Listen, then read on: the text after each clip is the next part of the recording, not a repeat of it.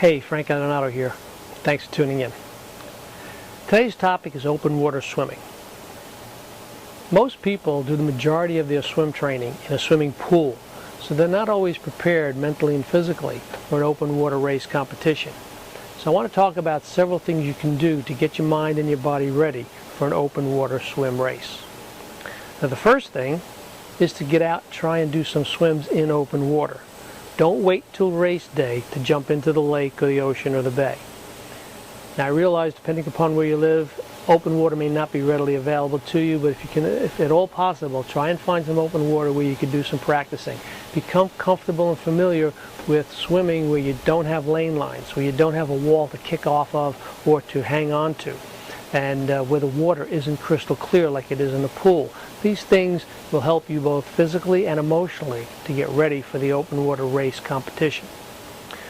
Another thing you want to learn to do is to breathe bilaterally. Breathe on both sides of your body.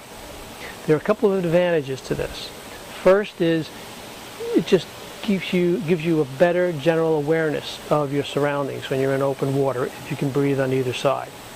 Second thing, in a longer swim, if you're breathing only on one side, that constant monotonous breathing, that head motion of turning your head just to one side could lead to some dizziness.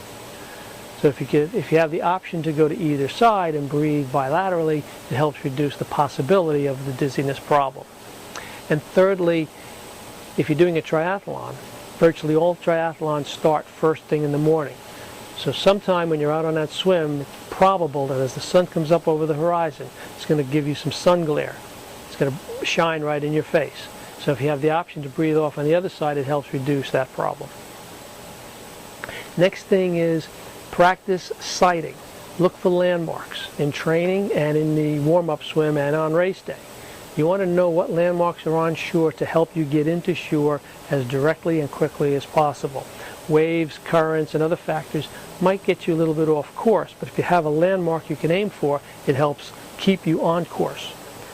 And on race morning, when you do your pre-race warm-up swim, my advice is do your swim at the exit where you're going to come out of the water. And when you do that swim on your way back, look for some landmarks. Specifically, look for things that are very tall or very bright, so that when you're way out in the water, as you're coming in, you can find them, you can see them, and you can sight on them, and it'll bring you right on in. Now, another thing to think about in your preparation for the open water swim is the swim start. You're going to have a lot of other swimmers around you, whether it's a beach start or in the water start. You're going to have a lot of swimmers clustered around you, so you want to become familiar with having that crowded feeling. One way to do that is to get a couple of swim training buddies, 3, 4, or more other swimmers, go to some open water or even in a pool and practice swimming in close proximity to each other. Similarly, and in line with the swim start, the crowded swim start, seed yourself realistically in the swim start group. If you're a strong swimmer, fine, start at the front of the pack. If you're a weaker swimmer, stay at the back of the pack. If you're swimming about 2 minutes per 100 meters in pool practice, that's probably smack in the middle of the bell curve. So you can have a lot of other swimmers around you. So be realistic, know where you should put yourself, and seed yourself properly. You'll have a smarter, more successful, and more comfortable swim. Another thing I tell some of my athletes, if it's a first swim for you or you haven't done too many swims, you're a little bit concerned about the crowding factor, seed yourself on the outside of the group. If it's a clockwise swim, seed yourself on the left-hand side of the group. If it's a counterclockwise swim, seed yourself on the right-hand side. This way, as the group goes around, you're on the outside of the pack and you're not as clustered and crowded in as you would be were you in the middle. It gives you an escape, if you will, until you get your breathing into a rhythm, you get more comfortable, and then you can aim a more straight line towards the finish. And when you're doing your practice swims in open water, be safe. Swim with 1 or 2 other swimmers. Buddy system is a great thing to stay safe. Swim side by side, and you keep an eye on each other, and also wear bright colored swim caps. You want to be visible to people on boats as well as to people on the shore.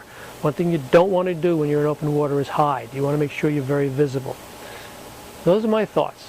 I know a lot of people find the swim intimidating, but if you prepare yourself for it, if you become familiar with it, if you become comfortable with it, you have the confidence that you know you're going to do well, you'll have a great swim.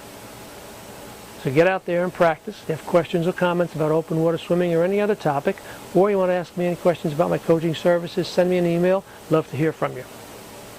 Meanwhile, look forward to seeing you in an upcoming video. And until then, you take care and train smart.